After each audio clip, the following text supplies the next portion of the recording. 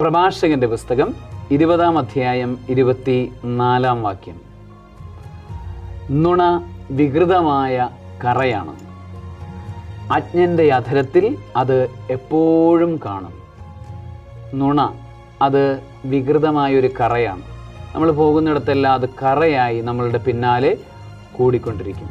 ഒരിക്കലും നുണ പറയാതിരിക്കാൻ, നുണ പ്രവർത്തിക്കാതിരിക്കാൻ, ഒരു നുണയാകാതിരിക്കാൻ നമ്മളെപ്പോഴും ശ്രദ്ധിക്കണം. അത് നമ്മളെ തുടർച്ചയായി പിന്തുടർന്നു കൊണ്ടിരിക്കുന്ന ഒരു ചങ്ങലയായി നമ്മളുടെ കൂടെയുണ്ടാകും, കറയായി നമ്മളുടെ കൂടെയുണ്ടാകും.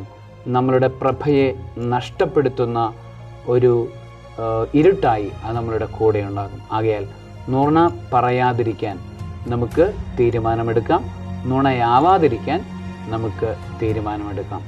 സർവശക്തനായ ദൈവം, പിതാവും പുത്രനും പരിശുദ്ധാത്മാവും സത്യത്തിൻ്റെ അഭിഷേകം കൊണ്ട് നിങ്ങളെ നിറയ്ക്കുമാറാകട്ടെ. ആമേൻ.